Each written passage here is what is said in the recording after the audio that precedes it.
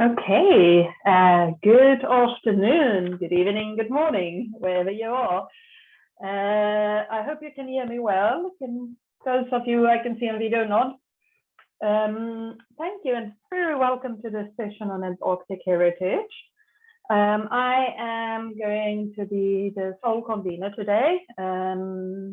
Rebecca could unfortunately not join us because he cannot be at so many places at once. If any of you who are currently attendees but should be made panelists, could you please just send a message to SCAR2022, or you could also send a message to me. I will try and attend to that as soon as I can and have a little break. Okay. So first of all, I just want to remind you that the session is also accompanied by a poster called Historical Notes on Stations Constructed on the Keller Peninsula, Admiralty Bay, King George Island. And I've already been to see it online. I would really recommend that you do that as well. And then you can leave comments and interact with Paula Camara, who is the lead author on that, together with Haney Sousa, Peter Conway, and Kevin Roberts. So on to housekeeping. Just a reminder of the recording guidelines. The session is recorded. If you want your specific presentation not to be recorded, please let us know at the start of your session, at the start of your presentation. And then as a separate issue, these recordings will be first put on the platform, the event platform, for those of us who couldn't attend a specific session or wanted to attend several sessions at once. One of the wonderful things with virtual conferences. But also it will be put on YouTube, the SCAR YouTube channel publicly.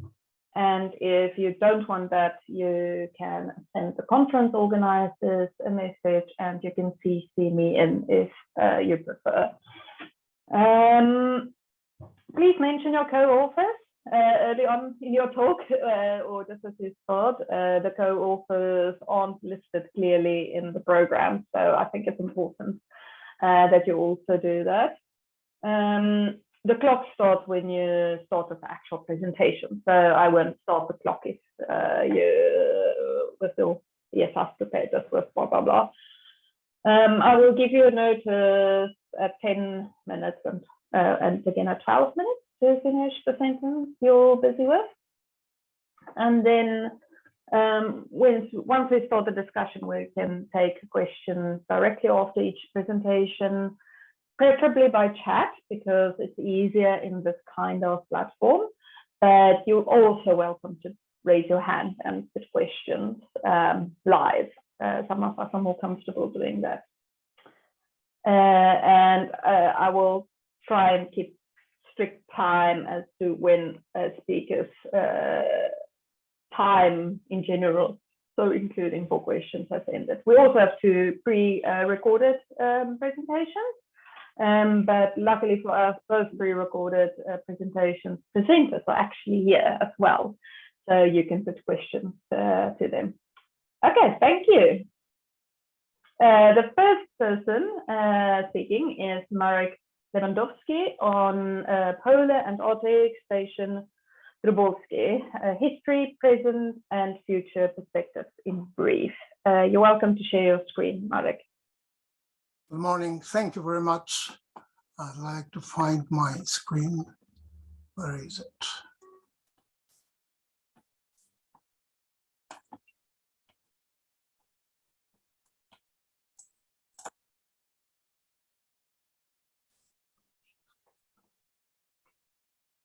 This is not this one. I'm sorry for having some troubles with Are you allowed to? Oh, this is it. Okay. Okay.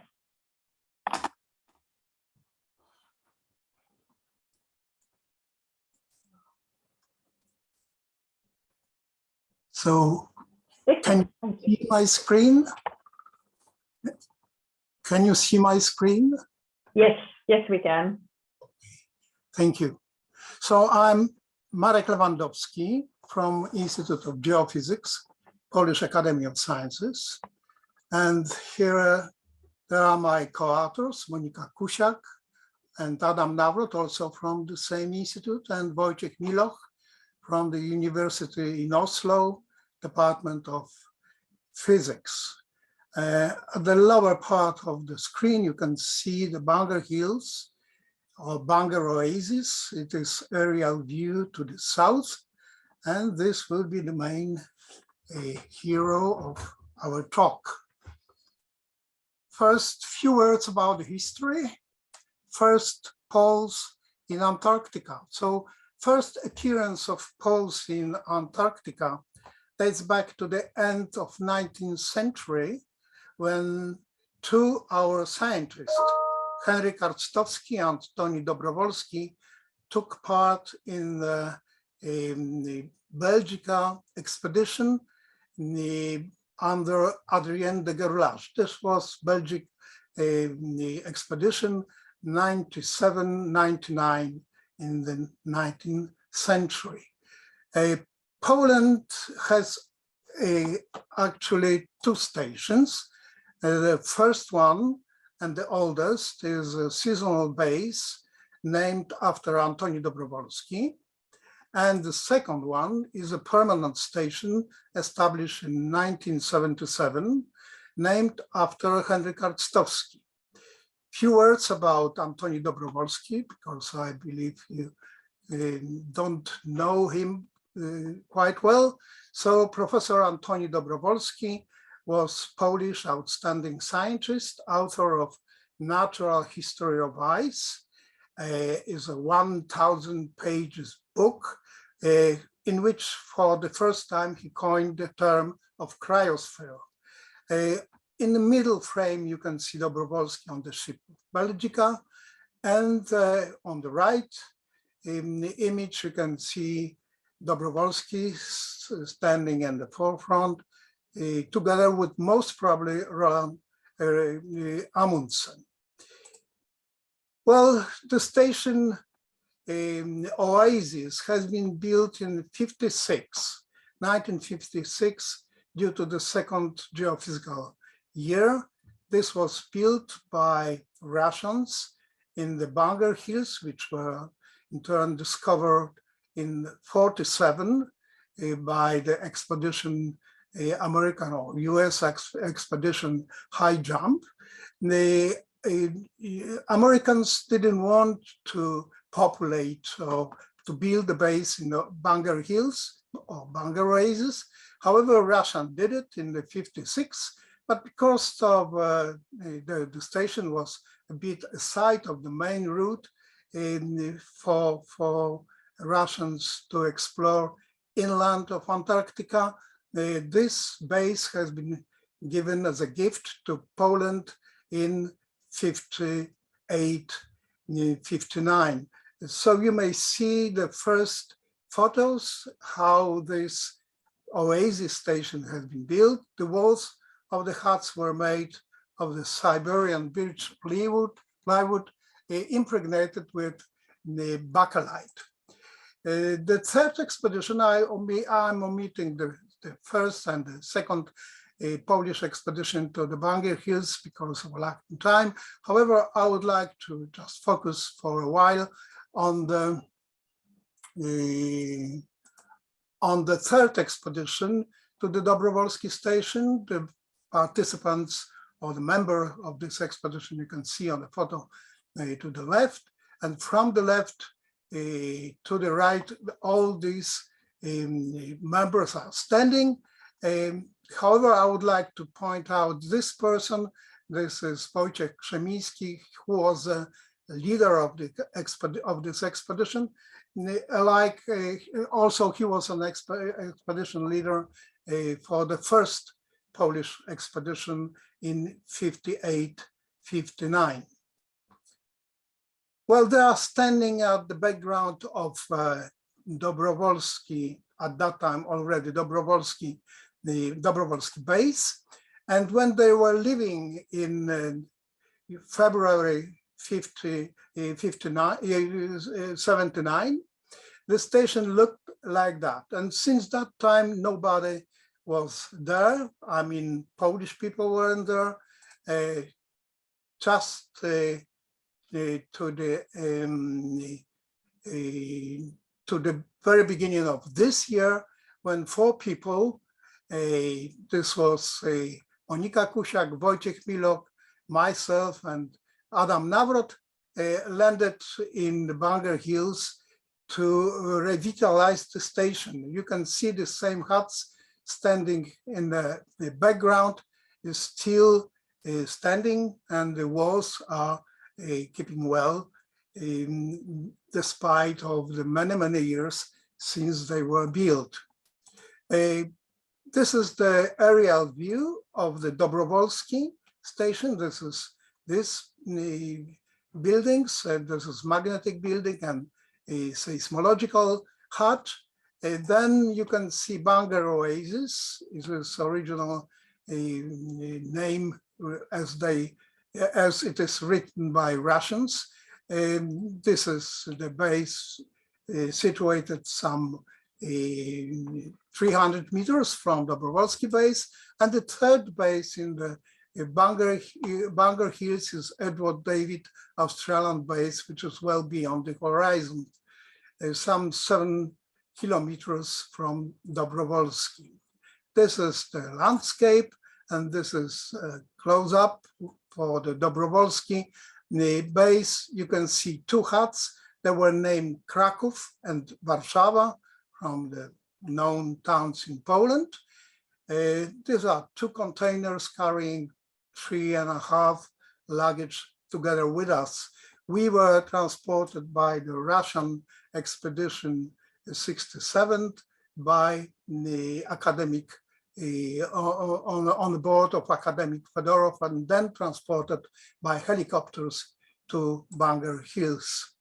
What was the principal expedition goals? This was conduct an inventory of existing equipment, assess the technical condition of the infrastructure, prepare the station for seasonal or year-round research activities using automatic geophysical instruments, and conduct reconnaissance geophysical surveys and geological fieldwork to assess scientific prospects for future research, then prepare a report on the anthropogenic impact on the local environment.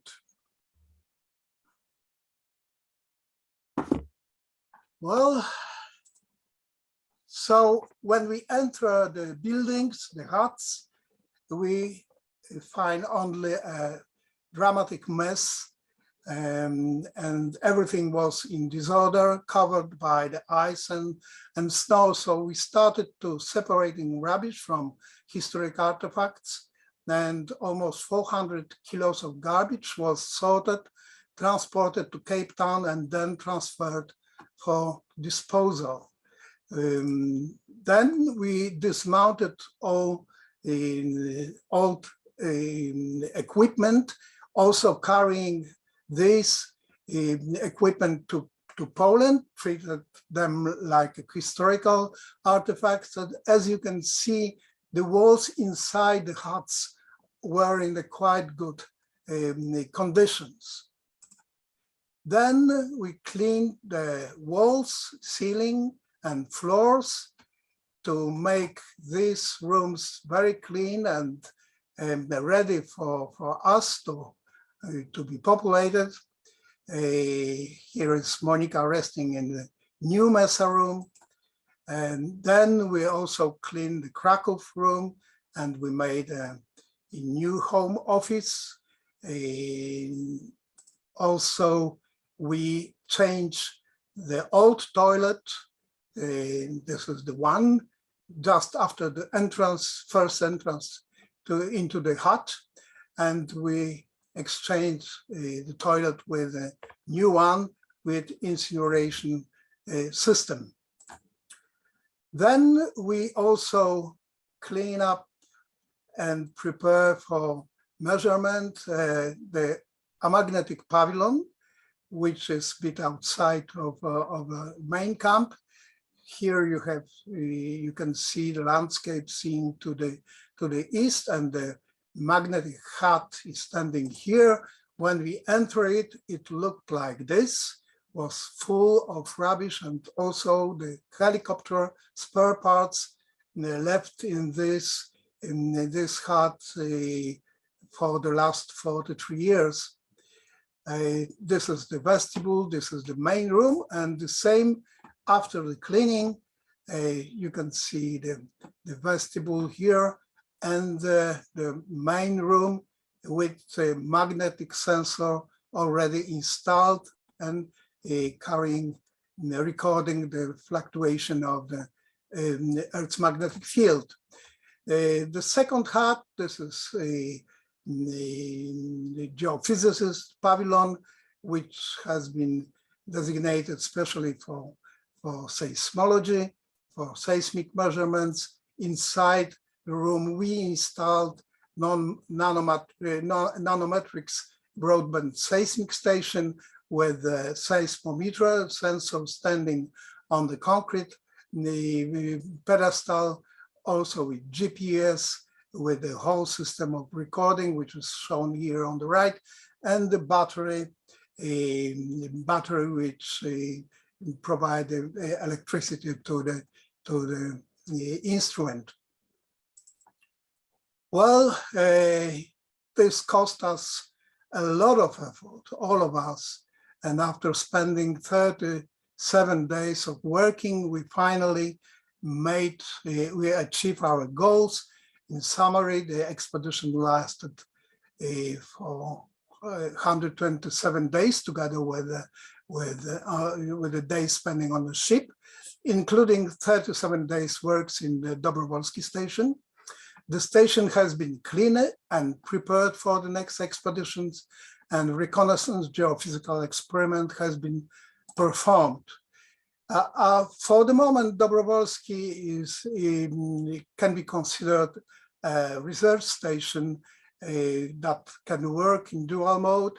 It may be used as a summer base for geological and environmental fieldworks, and also for the year-round activities with automatic geophysical instruments, which can be set up in the same way as we are doing on Mars, because the general environmental condition, except for the atmosphere, is very similar to the early Mars. That's why the last slide is with our best wishes from the early Mars. So this was it for the moment. I have also some spare slides showing the inside of the station. I can present them if I have time. Do I have time? You have about 1 minute, so perhaps while you are presenting, people can start asking questions in the Q&A section for long. So please use the Zoom function for Q&A, and then you can start writing the questions. And you have 1 more minute. Okay, 1 minute. So this is just reporting a presentation showing you the state of Earth when we enter the Dobrowolski station, how it was. We also found some food. Imagine this bread is 43 years old, the same as a butter, like the butter. And this is the cleanup with the laboratory installed for hydrochemical analysis, the generator for electricity, and the stove on the diesel fuel that provide us warm inside Warsaw, Warszawa hut. And you can see every day a frame from the Dobrowolski. I was sleeping inside. My colleagues were sleeping in the tents outside of the station. So this is the state of the buildings. So it still needs some reparation. What we could do, we did on the roof of the Marek, can you you're finished. Sorry. I just finished. Okay, thank you. Okay, thank you so much, Marek. I really have two questions for you in the Q&A section. So first of all, is it okay with participants if I mention your name? We didn't actually get any instructions on this. I'll start with the question. So what archaeological and heritage expertise was involved in this project? Is the first part of this question. Did you make a record of what was there, or did you do environmental science about the impact of the material culture on the environment? So that's a three-part question. The first question was about archaeological experts. Yes? Yes. Did I understood well?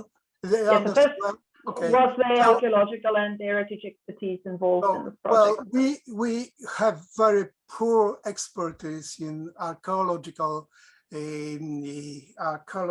matters, issues. Personally, I was a worker in museum for several years at the beginning of my career. Then I turned into the science. But anyway, we were trying to do all our best not to throw out everything that was documents, that was the old instruments, spare parts, and so on, so on. So we believe that the most of the valuable things are taken back to Poland in our containers, which are actually traveling to Poland on the container ship. What was the second question? Did you make a record of what was there? Yes, we made a full list of everything that we took back to Poland, which we are taking back to Poland. Yes. And did you do any environmental science about the impact of the material culture on the environment?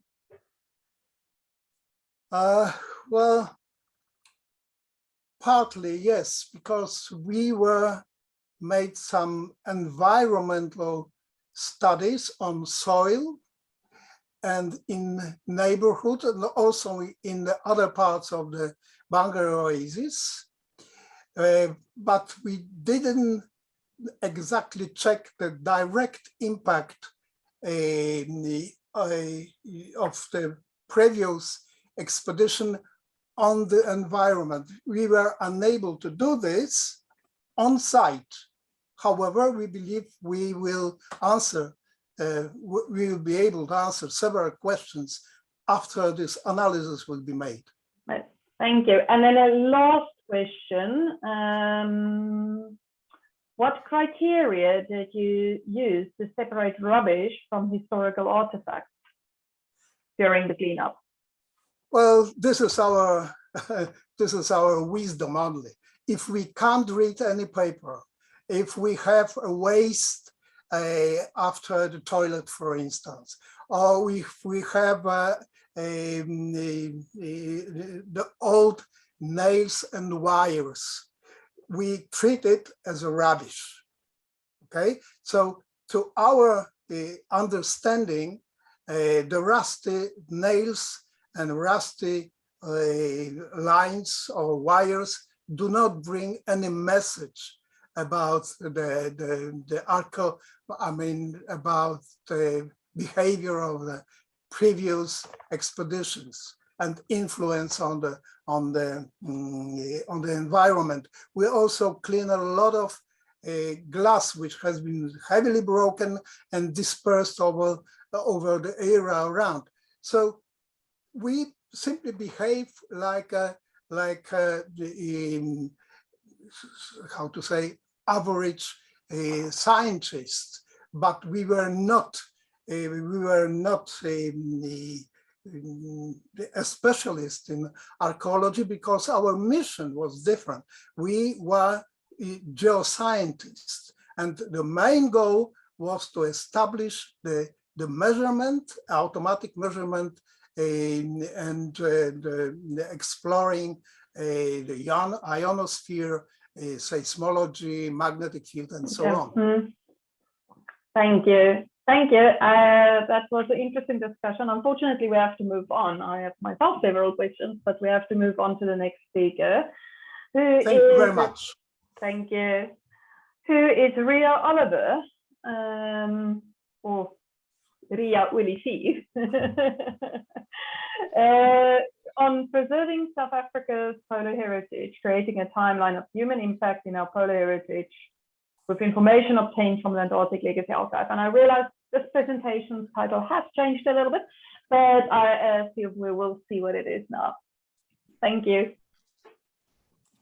Hi, everyone. I'm glad to see everybody. Hopefully we will soon see each other more in person. I realize I'm missing seeing our international colleagues, and thank you, Lize-Marié. It gives you a chance to speak a bit of Afrikaans in my surname. I also very much enjoyed Marek's presentation just now, and just to note that he mentioned Cape Town there as well, so and I will touch onto that. This session that I do about a timeline, it is about heritage, but our heritage is so important for the future and for future generations as such. And I hope I will outline that in the end of this discussion. I will just start sharing my screen, and if any problems, you can just tell.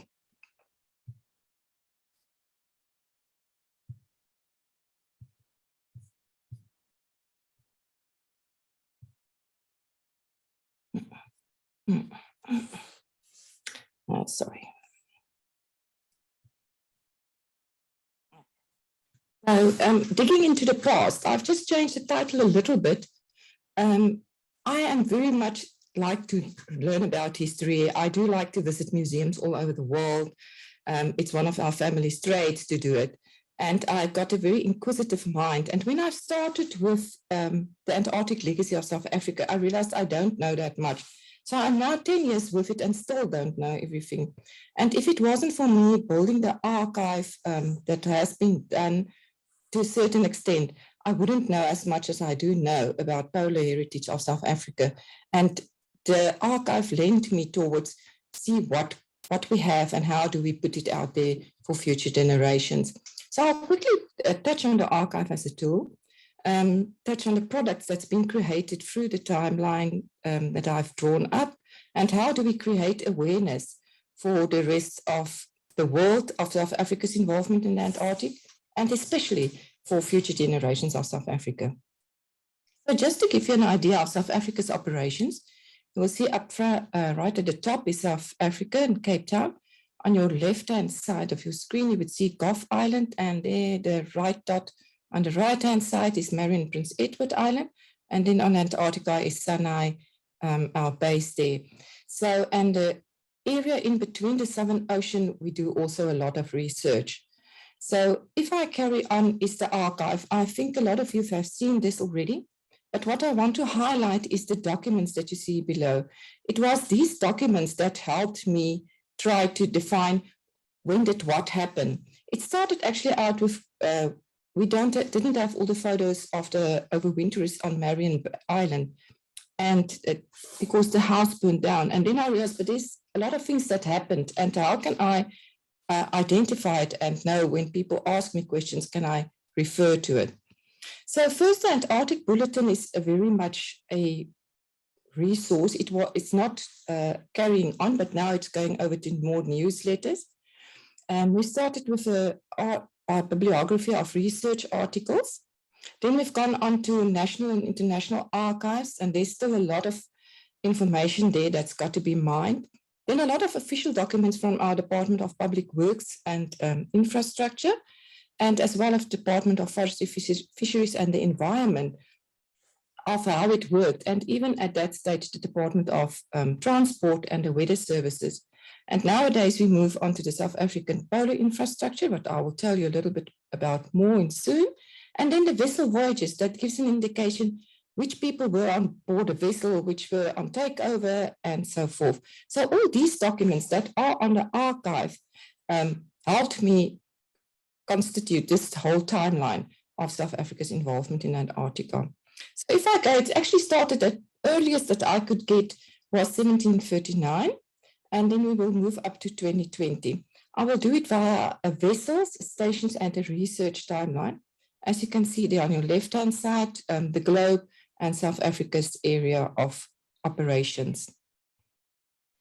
As I said to Marek said, now they're giving stuff back to Cape Town. So the first expedition from Cape Town was actually in 1739. There's some of these vessels that we don't know a lot of them about, but we do know they've used South African as a port. And on your right-hand side, it was the first expedition of South Africa going down to the south with the polar beyond. Moving on is that we've got Navy vessels on the right that's been used. Then the RSA was a first dedicated vessel. Then we've got the Agulhas. And then in 1978, the Agulhas was then more for polar research and logistics. And now we've got, since 2012, so it's 10 years back, the SA Agulhas 2 has been coming into play as our polar supply and research vessel. And I think a lot of you learned about the SA Agulhas at the beginning of this year with the finding of the shipwreck of the Endurance. So that is the vessels in that regard. If we go to Antarctica, South Africa was one of the first nations to sign the Antarctic Treaty on the 1st of December 1959. At that stage, it was the Union of South Africa. And I think it is a very important part that the Antarctic Treaty played in South Africa's research and science in the years to come. And still we attend these meetings and still hold the Antarctic Treaty in our hands. Then just a quick highlight of 1960. It was Hannes Lagrange, the first person of South Africa to reach the South Pole with the Trans-Antarctic expedition. In 1960, our first team, just a few photos there. Then in 1959, as I said, we had our first station there. It was that we took over from the Norwegians that they made available for us. And moving on till now, where we've got 1997, where Sinai 4 was built in 1979. And great base, if you want to have a look inside it, Anshe loaded great 360 footage of it. It's available on the website as well, on the SANAP website. So here's some photos. I've just put a few there. Is that like the construction team? You don't realize the construction team also play a huge part in the history. And just down below, as well as the your first and your team that's now there, the first South African woman that's been there, and first non-white since 1994, that's since South Africa's democracy. So that's highlighted in these timelines. Moving on to Marion Island, as you know, I've pointed out to you. So in 1947-48, the annexation of the Prince Edward Islands happened. And then in 1995, both islands were declared a special nature reserve by South Africa. And in 2008, the new base, the orange feature that you see on the right-hand side, has been taken in. And also here, you've got your first woman, first non-white, you've got your first team. What's very interesting of the first team, they were joined by people from the Tristan da Cunha Island to help survey the island with Alan Crawford. So it's very, very, very important photos and information that can't go to waste and is important as well for the future. Gough Island is not a South African territory for you that don't know it, but we use it as a weather station and for research and science. The first weather station there was in 1956. Gough Island's also been declared a World Heritage Site in 1995. And also here you've got your teams and go forth. I just would like to point out down below is the team that's now there, and that nowadays the eradication of mice and birds is very much in research on Gough Island and on Marion Island. You know, I'd like to point out research, and if you can see there in 1990, when I did this timeline for research, I didn't realize it was that early that the people was that much interested in Antarctica from South Africa. And this gives you a timeline of where research has been done and since when is South Africa involved in science and research. And it is actually for decades, as we can see here. And in 2003 marked a certain point in it when the logistics was moved to the Department of Forestry, Fisheries and the Environment, and the National Research Foundation became the organization to fund research within the Department of Science and Innovation. And what's now happened in 2014, an Antarctic and Southern Ocean research plan has been drawn up. It moved on to a strategy that's been approved by Parliament. It now becoming part of the South Africa roadmap for infrastructure. And just this year, the South African Polar Research Infrastructure has been approved, and it's starting moving forward with the Polar Lab at UCT and the DPS node, that would be the society node at the Stellenbosch University. So we've got a long history of research and science in timeline that people were involved with. So, but that's the heritage. The heritage is all those people there, but also the science and research that's been done over these years.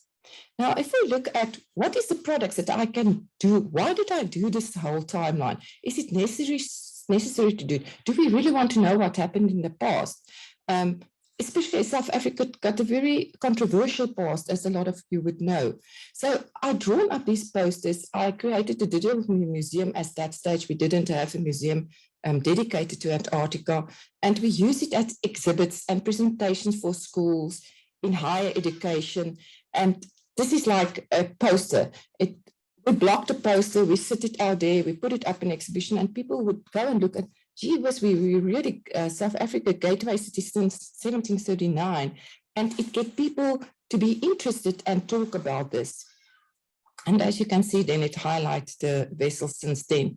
There's also two posters for Antarctica and Marion Island, and we need to update this as well. But it is to celebrate South Africa's polar heritage. And people would look at it and see what happened within Antarctica, what happened within Gough Island and Marion Island. A lot of South Africans doesn't even know that Marion Island is South African territory. So if we go on the digital museum that I talked about, there's now the centennial of the South exhibition in the Iziko museums. They used our timeline to create it, and the Antarctic season openings on open days with the galas. As I mentioned, training for overwintering teams on science in context for first years, as well as for the matrics in Antarctica. If you don't know about it, go and read more about it. These are my references, not all of them, there's lots more, but there was articles like by John Cooper and Headland and so forth that pinpoint these dates that I could use and go on from the, and I'd like to mention here as well as Lize-Marié did a PhD on this regard, and also these timelines in these documents helped me to create these timelines, and actually it's so important in giving it to the future to know where does we come from and where are we taking it. And that's it. Time for questions if you want. Thank you, Ria. Also neatly sticking to the time. You can pose your questions in the question and answer section. I will start off. So Ria, what made you decide to use infrastructure as sort of a way in which to structure your timeline with, ships and stations? Actually, a very good question. When I started with the project, the only things that were collected were images of infrastructure and people. So that's why I started there. And since then, I've realized in 2011, I'm not sure if you've been with Stephen Chan on that and Alex de Rood on that mission to on the takeover to Marion. And they did a lot of photos that they took of plants. That's not on the website or on the archive. It's still being doing much research on it. And then I realized, but I can't throw this out. It's not just about the humans, because the humans is the people that are actually doing the research. So why don't we keep a record of that? And luckily, when the project started, Heidi Prozeski did a bibliography of articles that's from a certain stage. I'm talking about that in collaboration session. And then I've come to realize how huge role South Africa actually played into science and research in Antarctica science.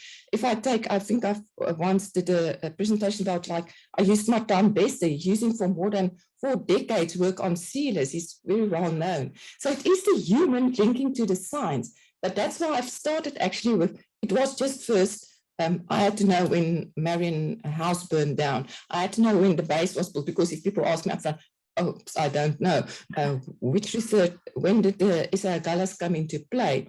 So it started off with that. So that was the more, I think, focus point to start. But then I've come to realize, and especially now with the research polar infrastructure that we had, where did all our science and research start? So that's actually a new thing that I now are more doing research and more investigating about it. I hope that answers the question. Thank you, Ria. Yes, it does. Thank you so much. We're making good time here, so I'm going to lead over to Henrietta Hammond, whose paper is pre-recorded. So Henrietta's here for the Q&A session, but could the IT team please play the recording? Thank you.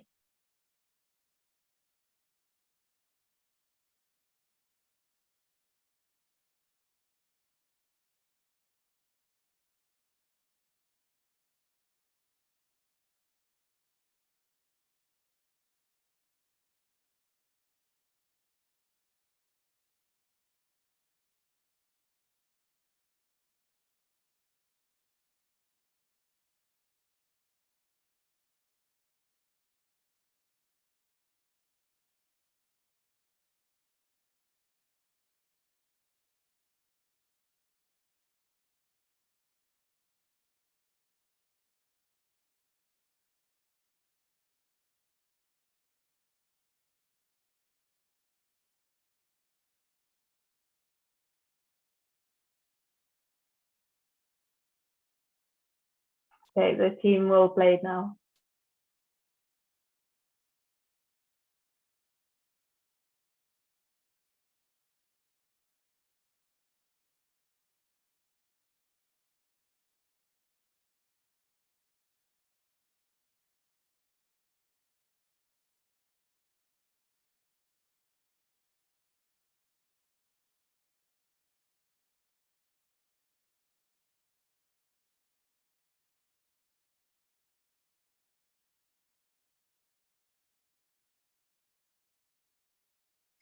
Hello, and thank you for having me here today. My name is Henrietta Hammond, and I am a PhD researcher at the University of Reading in the UK, where I'm studying for a degree in the anthropology of heritage.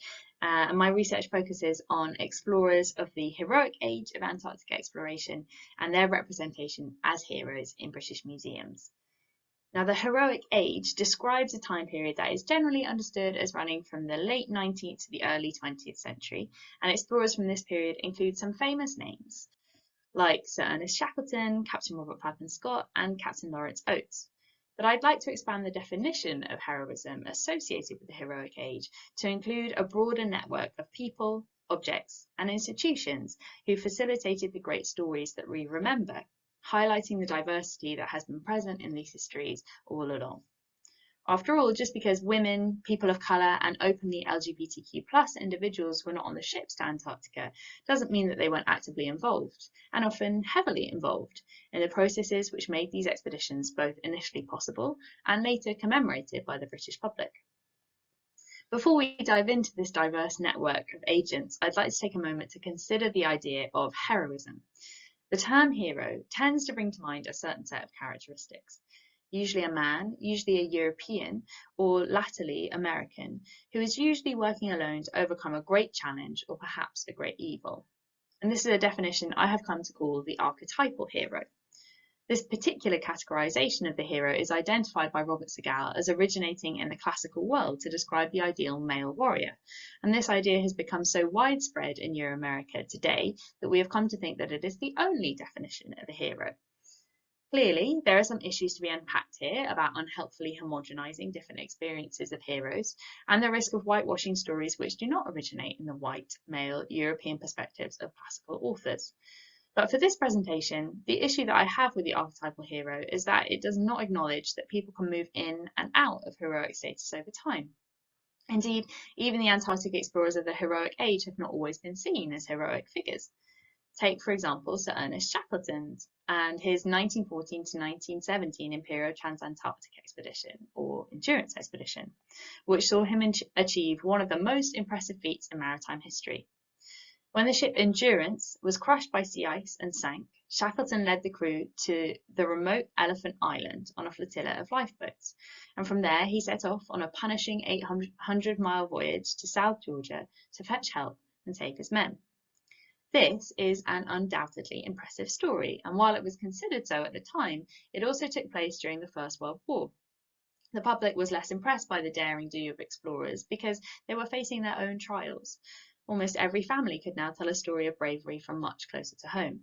So Shackleton remained something of an underdog in heroic terms until years after his death, when he began to experience something of a late resurgence.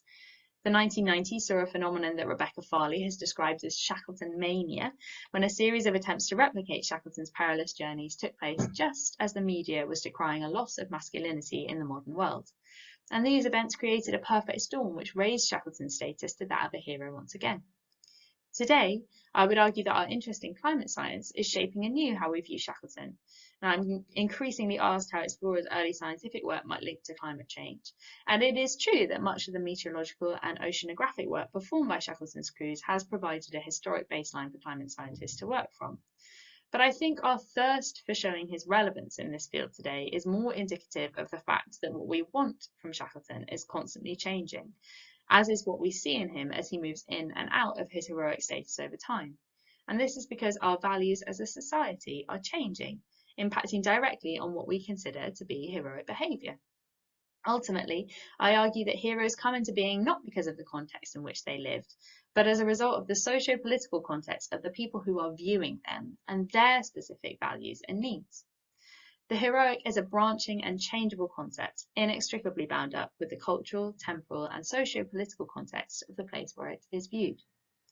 So, if heroism is a fundamentally unstable entity, what, if anything, might be stabilising it? I argue that museum objects and museum practice can become bound up in the perpetuation of the heroic narratives of the people with whom their collections are associated. And to illustrate this point, I'd like to take you all to the Polar Museum, part of the Scott Polar Research Institute, also known as SPRI, at the University of Cambridge. This is the main field site for my research and is also where I was employed until I started my PhD in 2020. I have identified two examples from SPRI's collections which can be used to illustrate my ideas about objects, heroes, and networks. And this first example highlights how similar objects, interpreted at different times, can be used to illustrate very different ideas depending on the particular interests of curators and, by extension, societies at the time of their interpretation. These are two fossilised Glossopteris leaves within SPRI's collections, catalogued together in 2010. The entries for these two fossils read, "Collected during the heroic age of exploration and science in the Antarctic."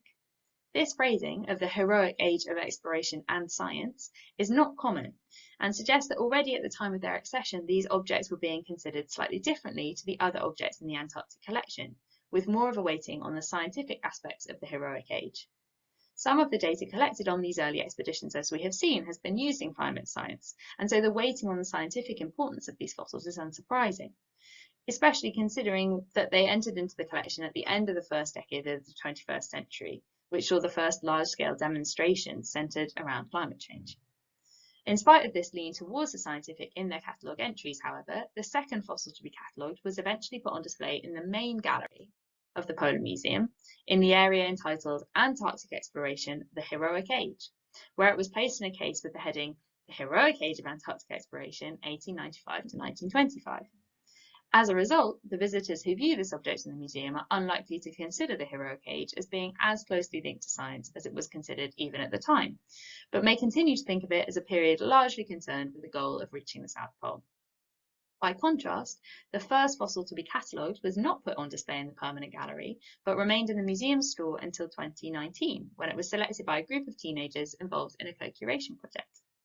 The project, with which I was involved curatorially through my employment at the Polar Museum, focused on the topic of climate change and led to the production of the co-curated exhibition, Walking on Thin Ice, Cooperation in the Face of a Changing Climate. In the context of this exhibition, the interpretation of the fossil was very different from its accession mate, which formed part of the permanent display. It was included in a section titled Lush Landscapes to Icy Continent in a display case headed Environmental Adaptation.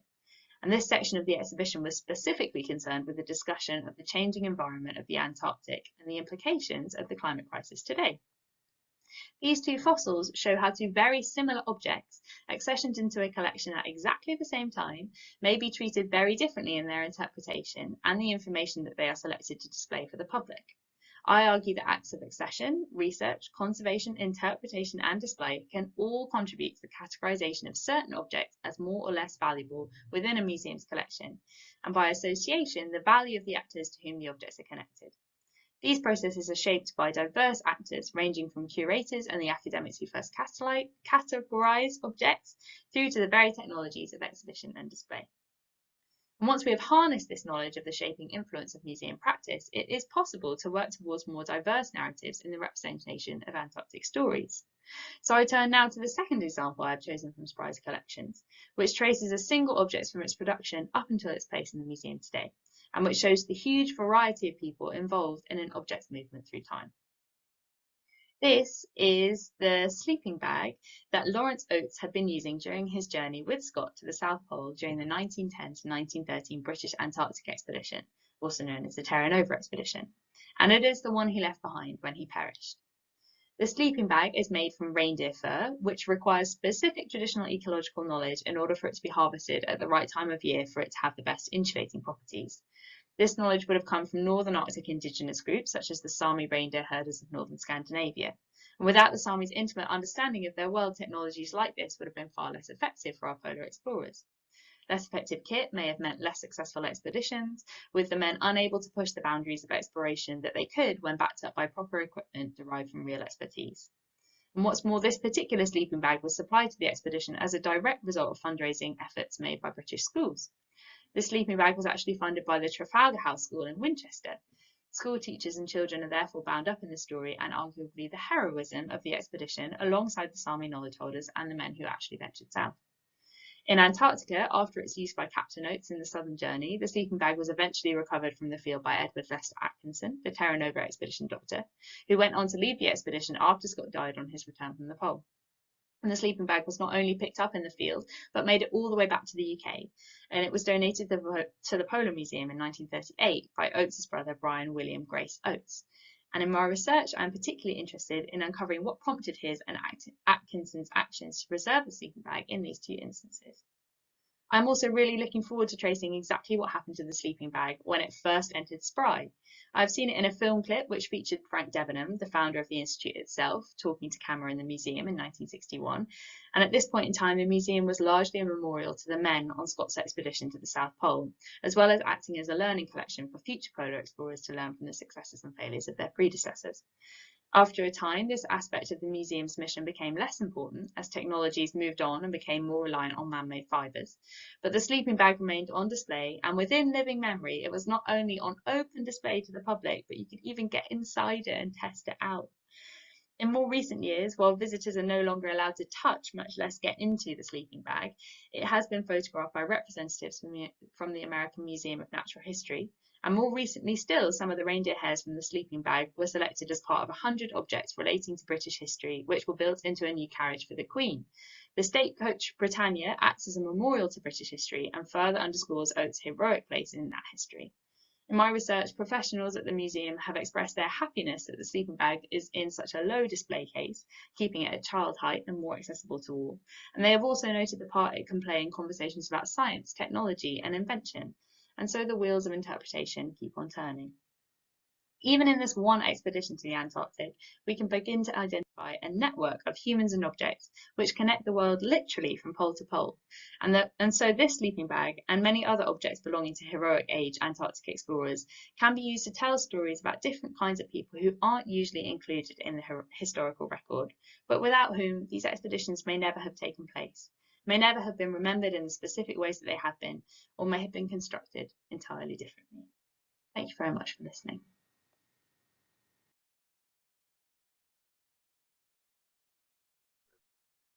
Thank you so much, Henrietta. You're welcome to post questions in the Q&A section. I'm going to give you a little while I ask the first question, Henrietta. Sure, more will come.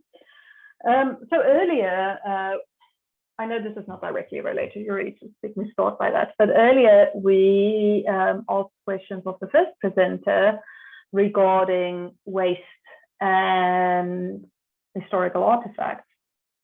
And I know that a lot of the objects from the heroic era that today you tell your story about if placed there today, if left in Antarctica today, would be considered waste, especially under the Madrid protocol, and removed from Antarctica.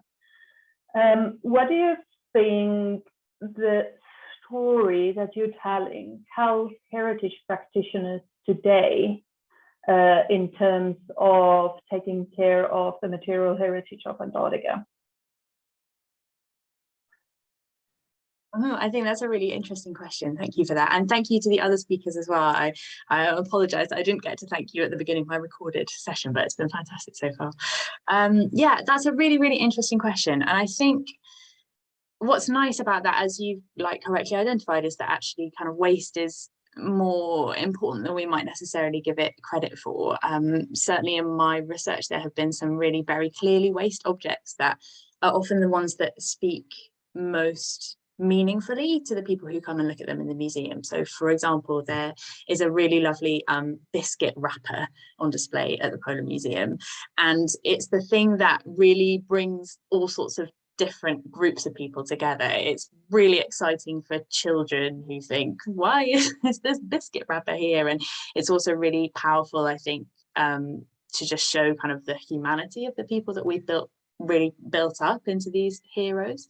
And so yeah, I think that the importance of things that we think of as waste is actually in that kind of bringing those people back down to a human level and allowing us to connect on them, to connect with them in much more authentic ways. You know, you're not looking at some amazing scientific instrument that you have no idea how it works. You're looking at, you know, the wrappers from food or where somebody sleeps, and it just makes it all feel much more tangible. So yeah, I think waste is a really important thing to consider.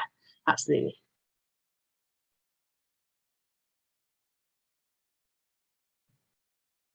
Thank you.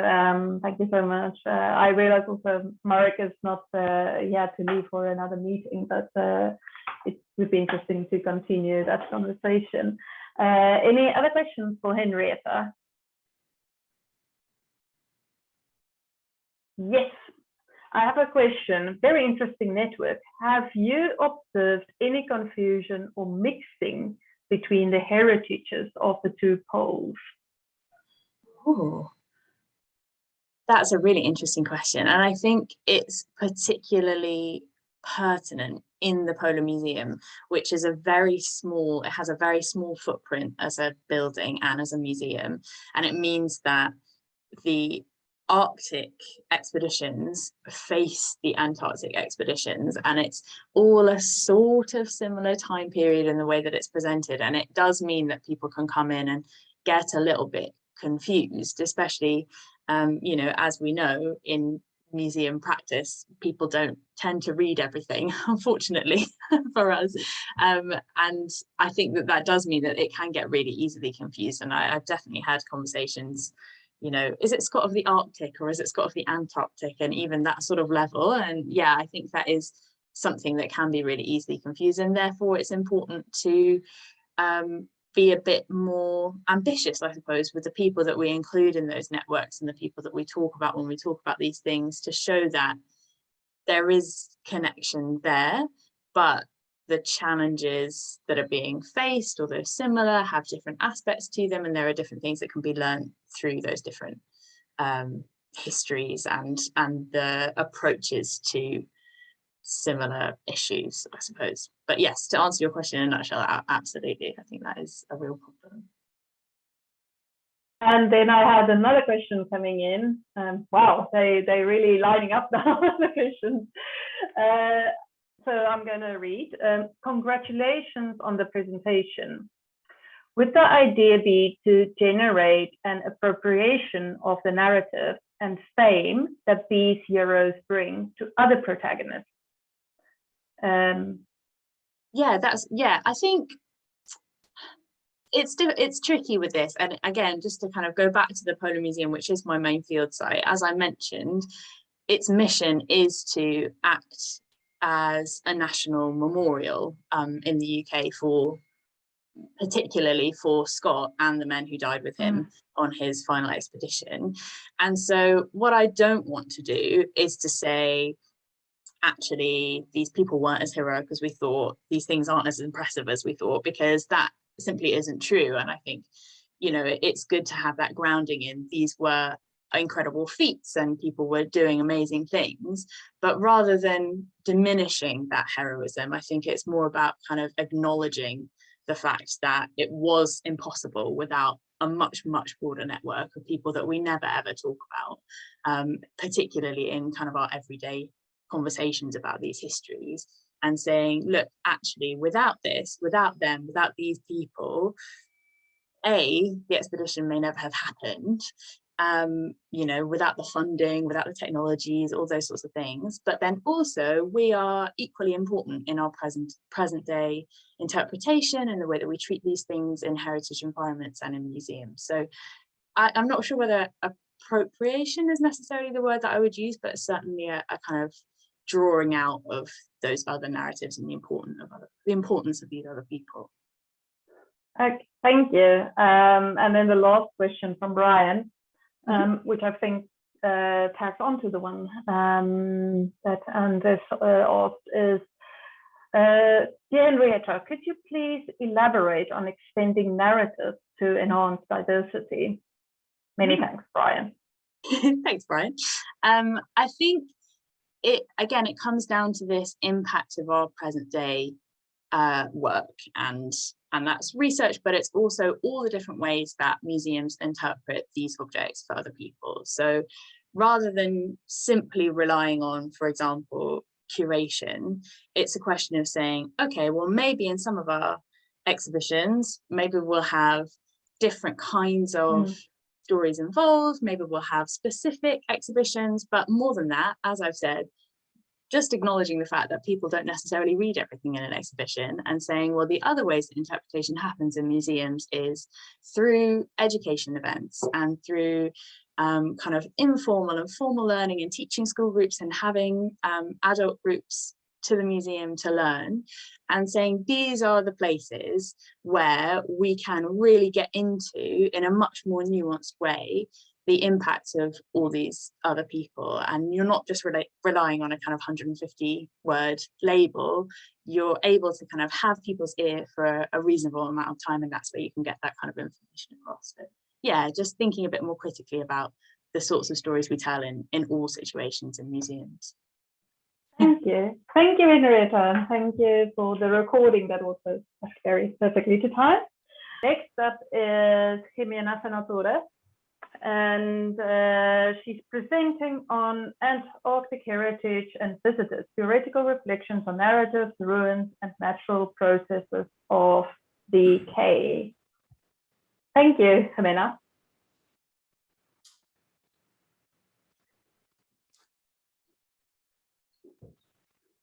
Hello, I'm trying to share my screen. Just a second, please.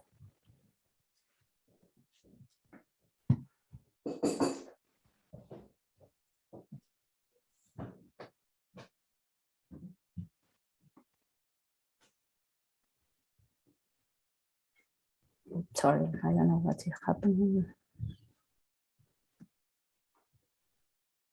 Oh my God. Yes, sorry. Okay.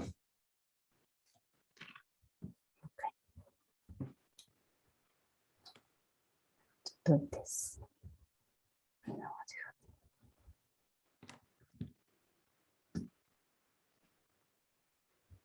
Sorry, I am trying to do that, but I don't know why it's not happening.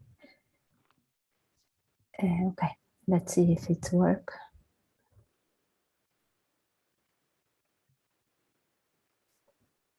I'm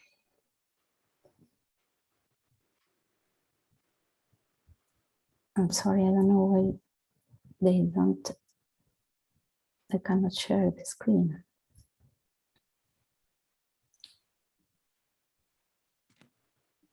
Is it not allowing you to screen share? I don't know what is happening. You should be able to share your screen. Okay. Yeah, Let's just see. double check you have the permission. Ah. I'm sorry.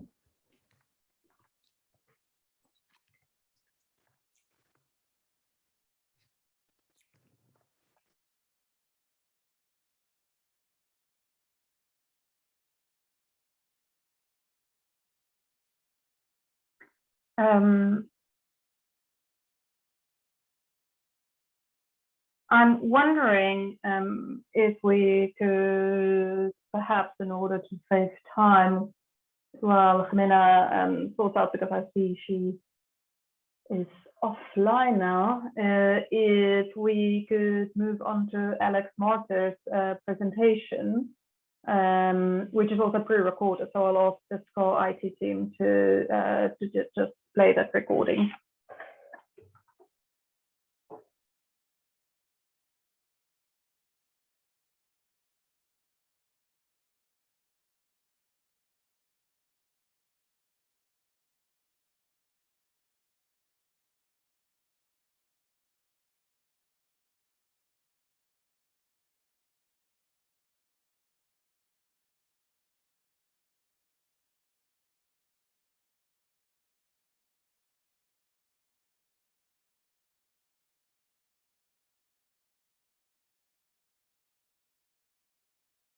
Occupation of this continent.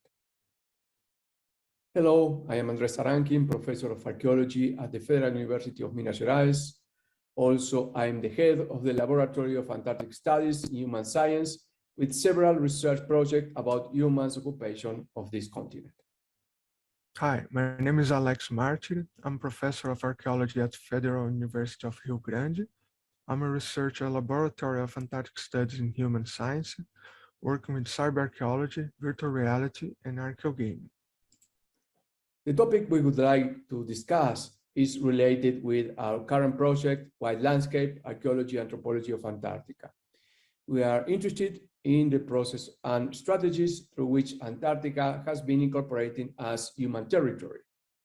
Among other main subjects, we are discussing early Antarctic history, South Shetland Island in particular, and the role of sealers playing in it. The Laboratory of Antarctic Studies in Human Science, LICH, of the Federal University of Minas Gerais in Brazil, has been conducted a long international archaeological study about the relation of Antarctica and humans through time, with a special focus on the first human occupation related with sealers. For more than 12 years, the Wild Landscape Project has been building alternative stories from those told by official documents, those centered generally in well-known explorers, and about human occupation in the region. As you know, seal hunters have received marginal attention compared to other historical actors in Antarctica. After years of research in Antarctica, we created a program of public archaeology and invested in developing new forms of dialogue with society. One of the aspects of scientific study and dissemination of LICH is based on the use of new digital technologies, understood as an interface.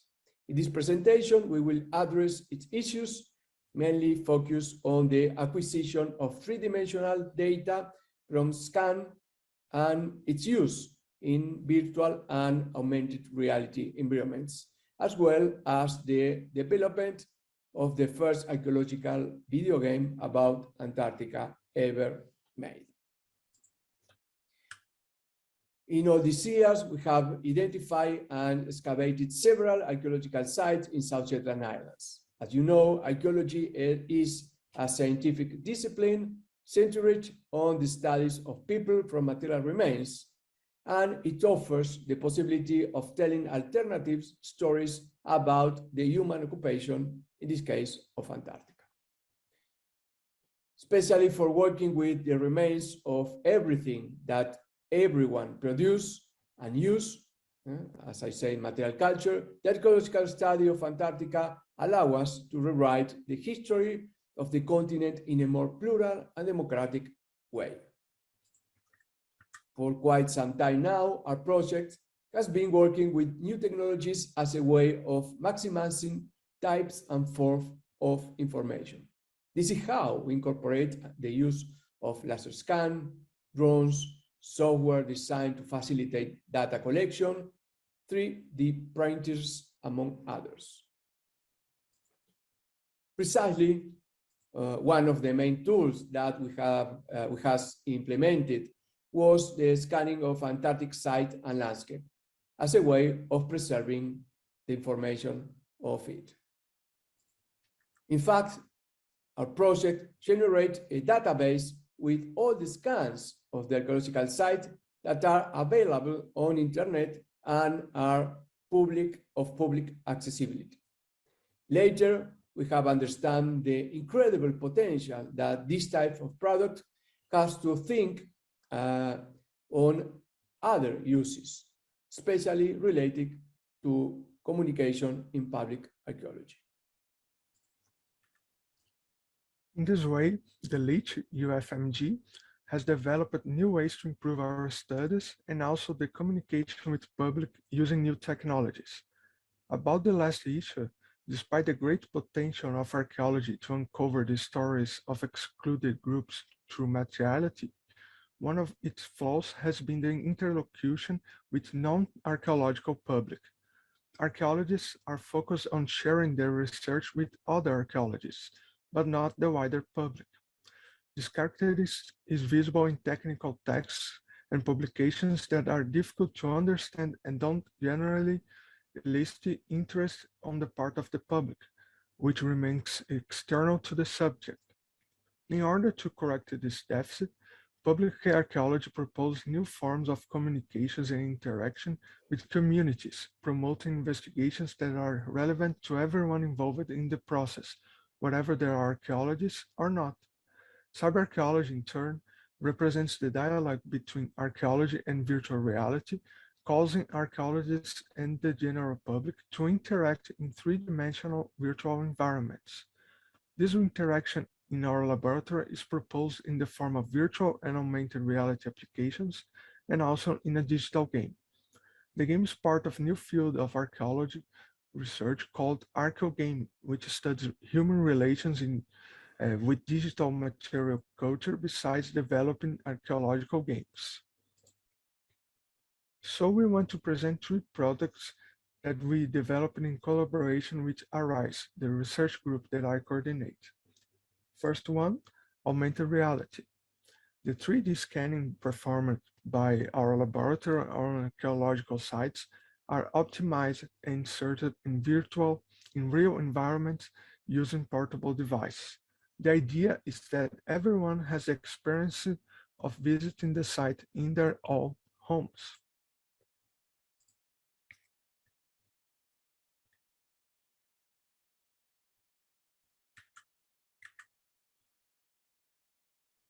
Second, video game.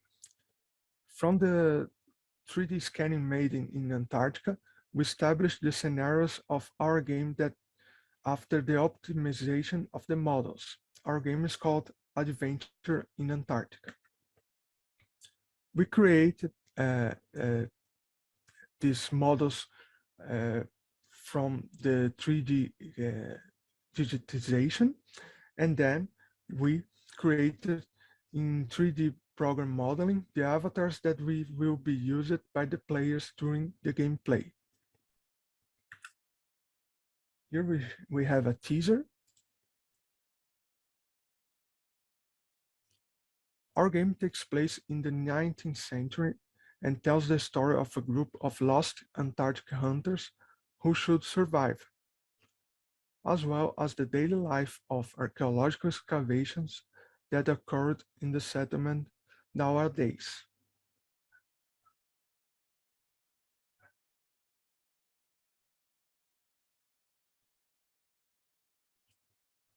The game is being developed for mobile devices as well as computers.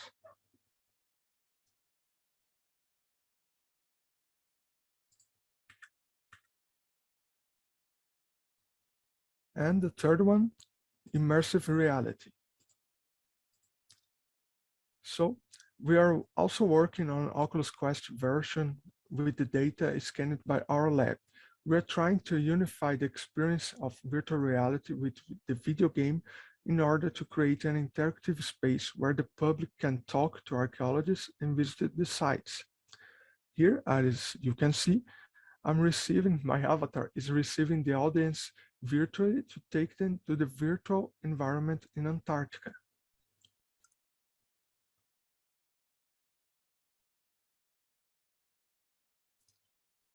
At the site, digitized, archaeologist Andres welcomes visitors and explains how the sediments were at the time and what traces or remains found during the excavations.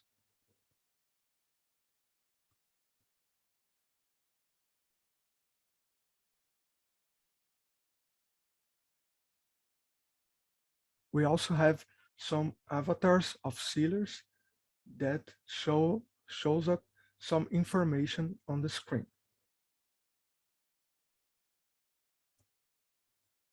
As you see, the results so far have been very good, with a positive reaction from the public. We believe that this type of initiative has a great potential to help change the vision that people have on Antarctic history, including other narrative and protagonists. Thank you very much.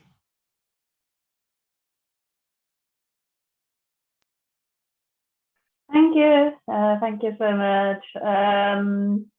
We have both authors with us as well. If you want to pose questions to them in the Q&A. I know I certainly have one, which is perhaps not directly what you were looking for, but I'm going to ask it anyway. So, I mean, this is all super exciting and perhaps arguably also a way to democratize archaeology and expose more people to it. What I'm wondering though is, how have you taken into consideration and how the physical infrastructure needed for this? So I'm specifically thinking of what by now is an age-old question about the obsolescence of these technologies. What would happen if these games, how do you ensure longevity of the code used for these games or the things needed to play these games? Or is that a concern at all? I mean, isn't just also part of it that it's part of the process that at one point these things won't be readable or playable in the same way that you would think of digital archives, for example. How do you factor that into it? Plus, of course, the cost factor. So I have another follow-up question to that, but I'll stop there and also give others a chance. Thank you very much. Nice to see you again, Lize-Marié. It's a good question. Right now, we are worried with the possibility, and we're exploring these possibilities to create this dialogue with public. Alex is archaeology and also the expert in technology, and he thought this game to be in platform that most of the people can use, and this is about the cell phones. But it's a good question. What will happen in the future? We hope we have money and we can all the time improve these playful strategies to interact with people. But I don't know, Alex, if you have another answer. Yes, I think that the main factor here is how to maintain this codes and this game as well. And I think that's actually, we are training our researchers too.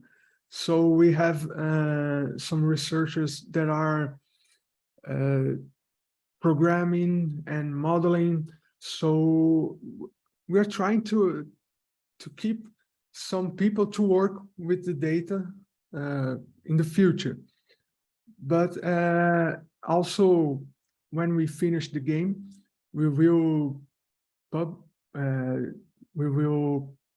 public the main codes to the general public. So we will make it open.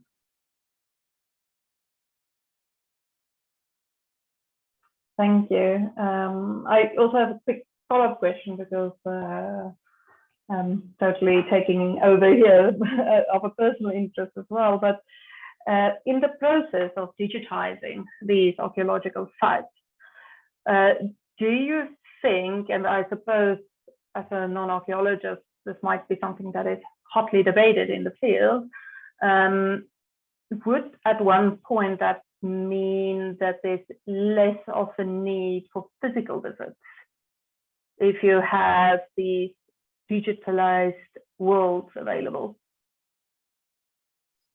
This is only a tool, as I think Ruth present, to keep the information. But of course, as archaeologists, we believe in the materiality, in the power of materiality. And also it's interesting, I like very much the presentation of Ruth, but as you see, conservation and heritage are main worry about huts, historical huts. These other part of the Antarctic history are invisible, are really an oblivion. And so archaeology, and one other interesting thing, they were some of the presentators talk about the finding the localization of the Shackleton ships, the Endurance. So only to localize that ship, they have been invested millions of dollars. Most of the money that have been invested in all the history of archaeology in Antarctica. So that shows how some kind of narrative has more impact, and of course, because are the narrative of the system. So we are trying to create other kind of narrative to show that Antarctica is not only about heroes, it's about common people. And we are trying to use this other kind of language that is virtual, and as Ruth said, most of the planet never will go into Antarctica. So we are taking Antarctica to the world, as it has happened with the historical heroes narratives. People know Antarctica because of Shackleton, because of Scott, but not because of the sealers. So again, this is our main focus and what we are trying to do. Thank you so much. Again, would have loved to continue the conversation, but I also want to give Jimena a chance without, so that she can also present for her full time. Thank you, Anders and Alex.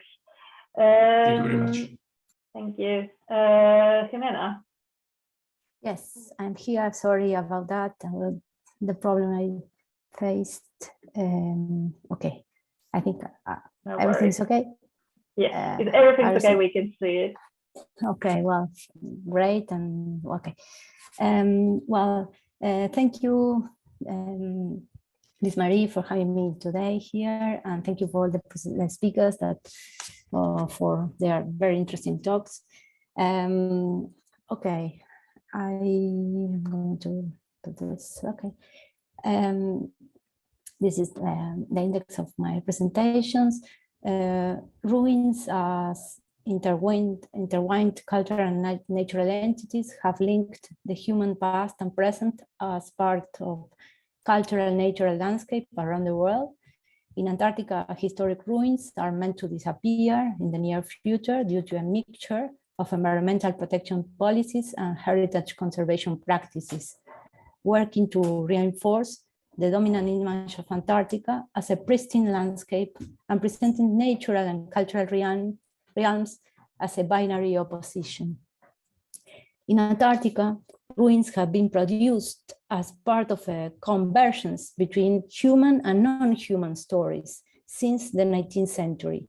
However, only a small number of ruins still remain there. Abandoned things have been protected, restored, or cleaned up based on their perceived values linked to national interest, dominant narrative of scientific exploration, and prevalent perception of Antarctica as wilderness.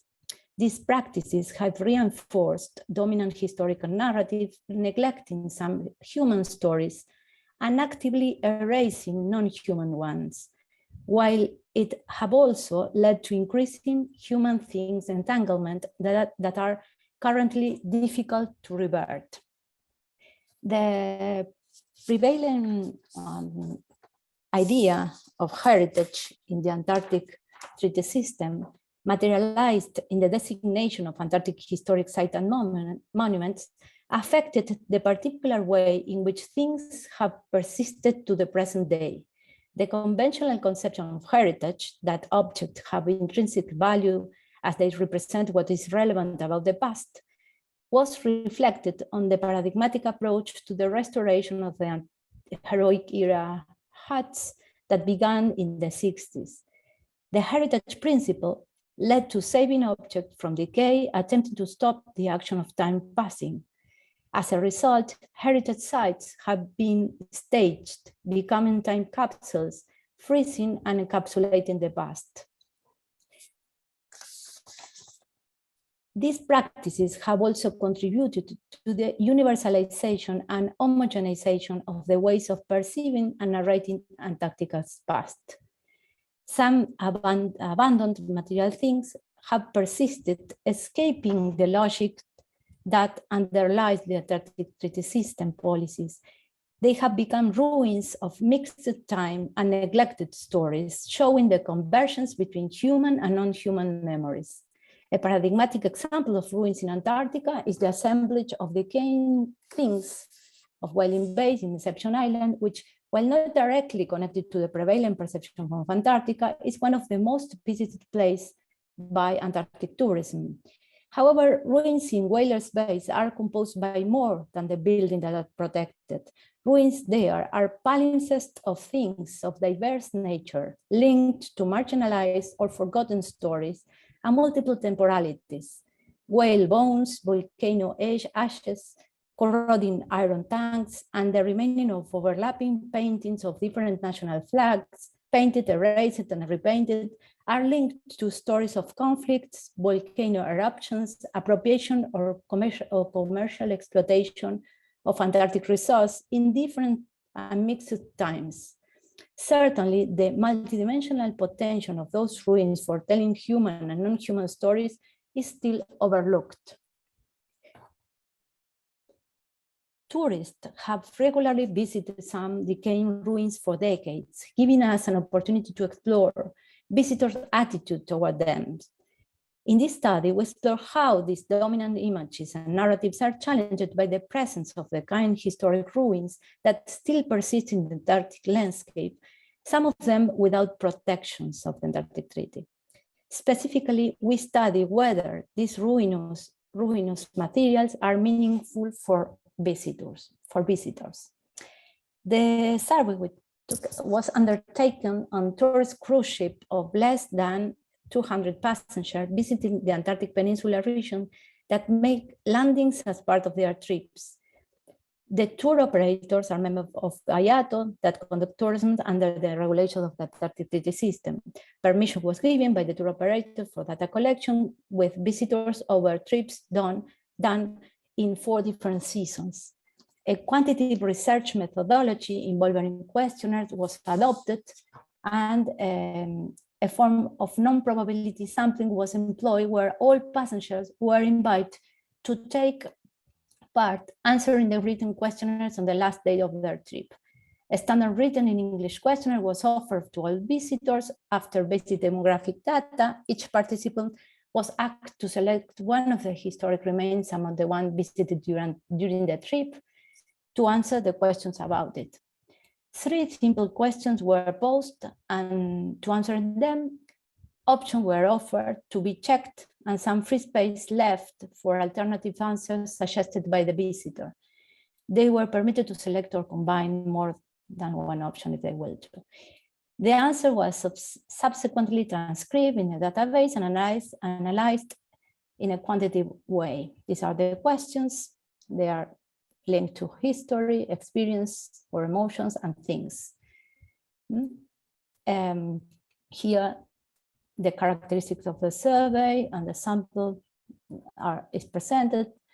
And the questionnaire were completed during 11 trips done by 3 different ships of 2 tour operators in 4 seasons, as I told you. Regarding demographic variables recorded, the participants represent 25 countries of residence, 22 nationalities, and 14 mother languages. The cases that I am presenting here, or we are presented here, are 4 case studies, different. All of them were ruins at the moment of the survey. 3 of them are protected under the Antarctic system due to the fact they were designated as Antarctic historic site and have visitor site guidelines. 2 of them are linked, are remains of whaling activities. They are Paulet Island Hut, the hut in Paulet Island, Whalers Bay, Foyne Harbor, specifically the shipwreck of the Convenors, Wardy House before the restoration. Here are different pictures about the sites, which are designated historic sites and monuments. And this is a picture of the shipwreck of the Convenors, which is not protected until so far. Okay, results. Okay, let's see the general trends first.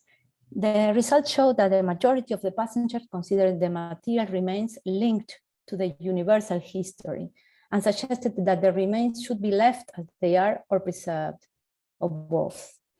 For the first question, that is about history, the option universal represented around the 75% of the selected options. Interest was the most selected option for the questions about emotional experiences. For what should be done with the material remains, the option left as they are and preserved were predominant. We also performed a number of additional analyses focusing on characterizing the diversity of visitor responses. We found significant differences in the response across the 4 sites, with some of the main differences associated with whaling versus other sites. Here in gray, there are the significant differences. Okay, these are whaling versus other sites. The results of our survey, we also use cluster analysis to explore potential grouping of visitors based on similarities about their responses as another way to characterize the diversity. Here we compare preserved and left as they are as part of the grouping. Okay, and we are still exploring this diversity. Okay, discussion. The results of the survey drawn on questionnaire show that the cruise ship passengers value ruins despite their decaying state. Visitors offer a wide variety of generally positive responses and suggest their protection, leaving them as they are. We argue that ruins have the power to diversify the ways of telling stories, as they embody the process in which time, nature, and culture act as intertwined agents, producing constant transformation and physical change. Ruins represent a valuable instrument to articulate Antarctic narratives, encouraging some theoretical reflection on heritage site protection under the natural process of decay.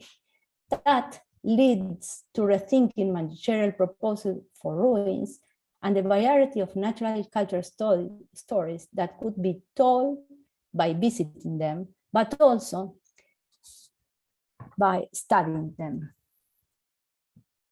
Thank you.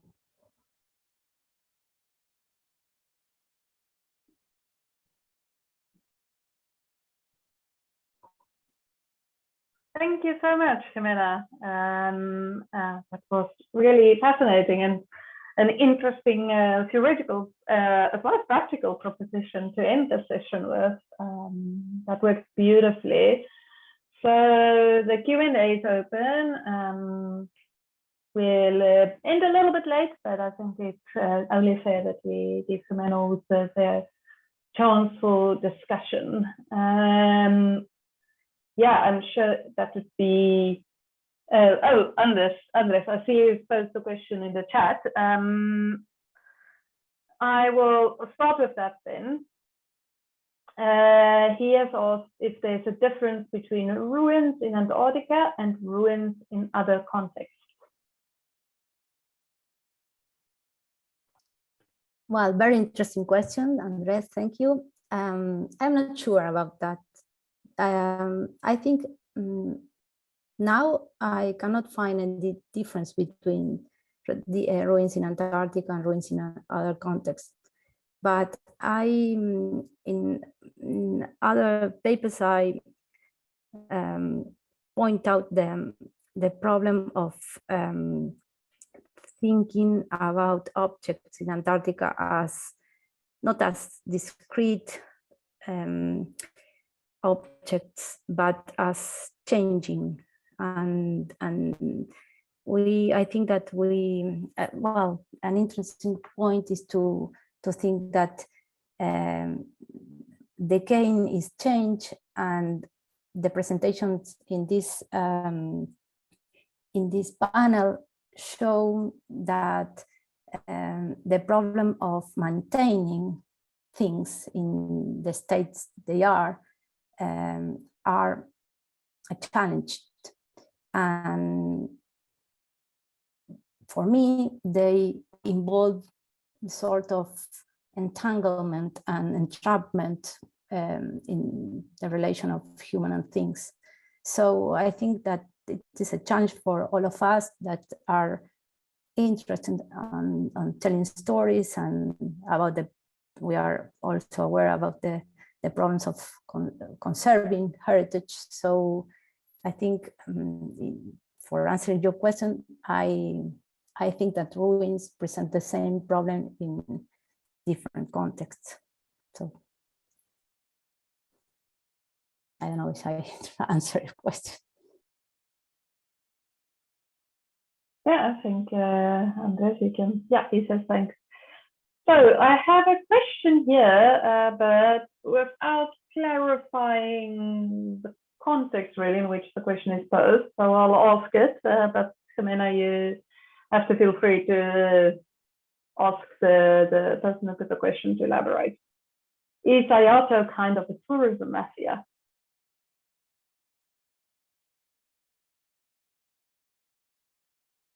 Okay, well, I cannot answer that question because I have no information about that. I just take an Hayato database for knowing how frequently different ruins are visited. So, and I think Hayato is, there are many other people that can answer the question better than me. But I think it's a question for another panel or another researcher. Yeah, I think that's a fair answer. I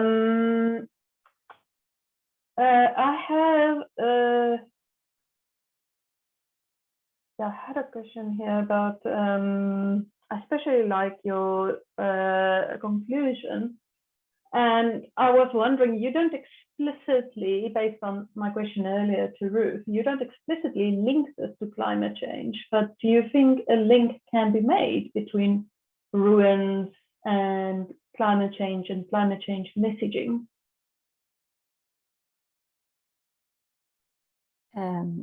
Well, I think that probably climate change is accelerating some changes on material culture, on ruins and objects. So probably that might accelerate the need for a discussion about that. I think that accelerated times for a discussion about what should be done or could be done or might, I don't know, different aspect of that discussion. But I think that all of us need to discuss this human-thing relation in Antarctica from different perspectives, and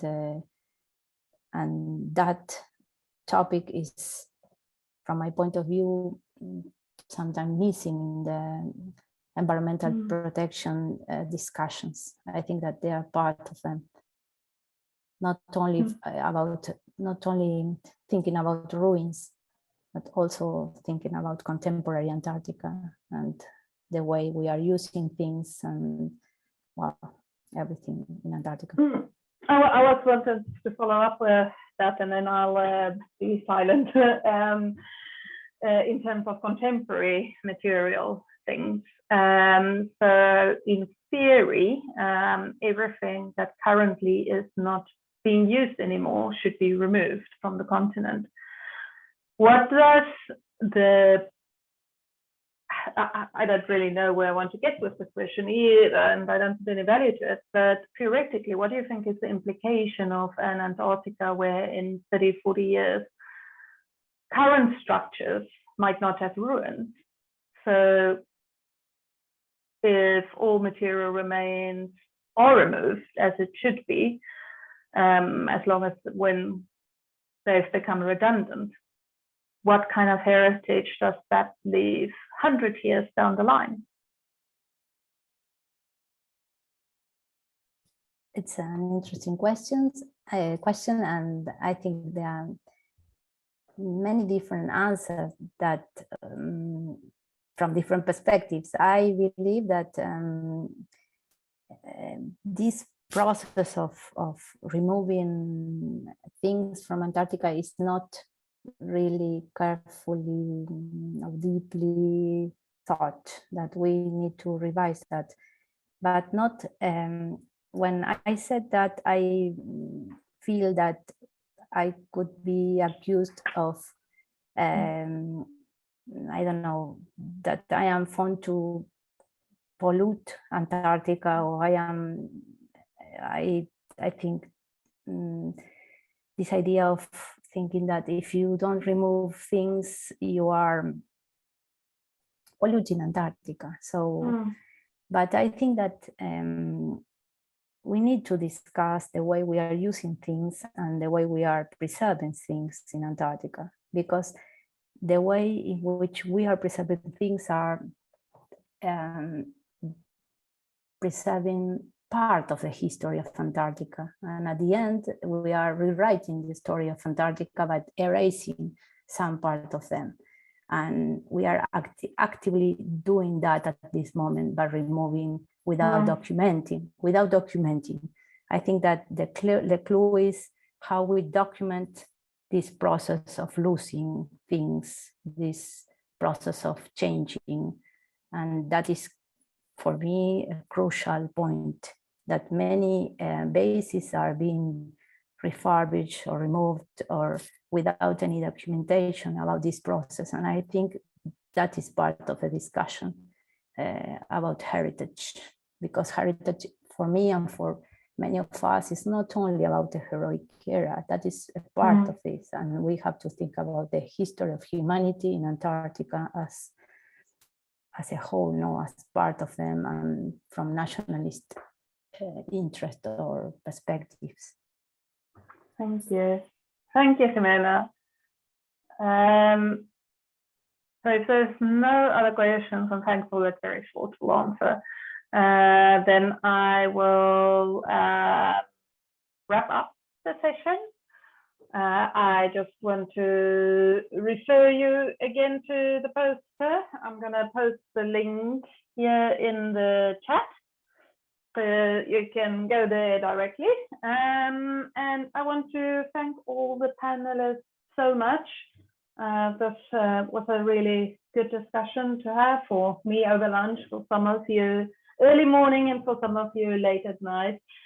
This was really interesting, and I hope to see you in person at the next SCAR OEC, and looking forward to seeing the results of the interesting research that you've presented, whether as publications or otherwise.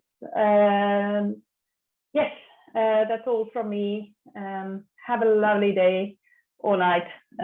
Thank you. Bye.